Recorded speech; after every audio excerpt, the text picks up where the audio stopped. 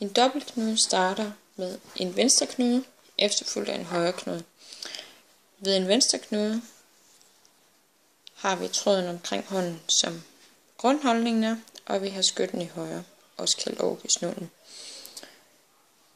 En venstre knude fungerer ved, at du tager orkesnuden op under trådningen og henover. På den måde dannes der en løkke, og her er det vigtigt, at løkken vender opad, så den hele kæden kan trækkes hen over tråden, hen til samlingen, som er mellem din tommeltot og pegefinger. Det var venstre knuden. Herefter skal vi lave en højre knude for at lave dobbeltknuden færdig. Det gør vi ved det samme, hvor vi tager orkesnuden, men i stedet for at køre under, så kører vi over tråden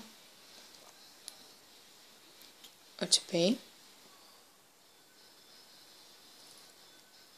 Og derved dannes en løkke, som lige så fint kan trækkes, fordi enderne er oppe og ikke nedad. Hvis de vender nedad, låser du knuden og tilbage. Nu har vi en dobbeltknude, bestående, som du kan se, til venstre af en venstre knude, og til højre en højre knude.